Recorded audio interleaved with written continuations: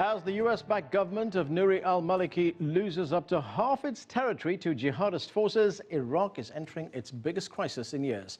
At the root of its trouble lies sectarianism. The Maliki government and a majority of Iraqis are Shia Muslims. The insurgents, known as the Islamic State in Iraq and Syria, are Sunni, and Sunnis have been excluded from representation. Add to that the failure of Iraqi forces to stand up and fight, and you have what now appears to be a rapidly deteriorating situation. We get the latest now from CCTV's Nathan King. And Nathan, what is the situation on the ground right now? Well, it's changing, as you said, Anand, but I think it's fair to say that the situation in Iraq is escalating, especially ethnically, and also spreading fast. Allahu Akbar, Allahu Akbar. Following the rapid advance of Sunni Muslim insurgents through northern and eastern Iraq, other forces are now on the move. In Baghdad Friday, Iraq's most senior Shiite cleric, Ayatollah Ali Sistani, called on Iraqi citizens to help the government defend Baghdad.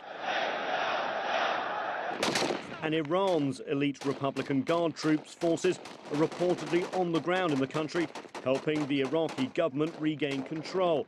Regional experts are warning the escalation is deepening the divide between the two main strands of Islam, Sunni and Shia. The situation in Iraq today is very fragile.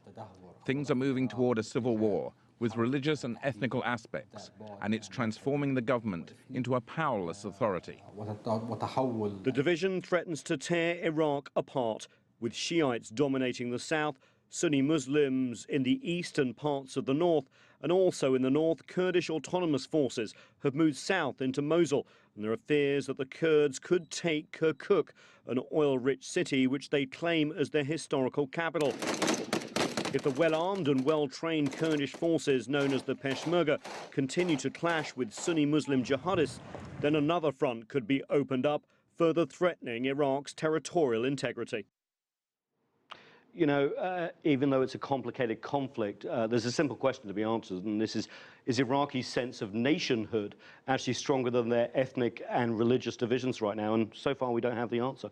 Nathan, this group, the Islamic State in Iraq and Syria, otherwise known as ISIS, what do we know about them? Well, let's talk about the leader first. We always have to, right? Abu Bakr al-Baghdadi, born around 1971, Islamic preacher at the time of the American invasion in 2003, becomes radicalized, like many do in the invasion, starts a jihadist or Sunni separatist group in Anbar province, imprisoned by the Americans actually in the south between 2005 and 2009. It's just when the sort of insurgency is ebbing that he gains control of al-Qaeda in Iraq, but it's really the vacuum left by the Syrian civil war which propels ISIS. Remember, the influx of over 10,000 fighters into that area really gave ISIS a boost, and they actually split with al-Qaeda. Al-Qaeda thought they were too extreme.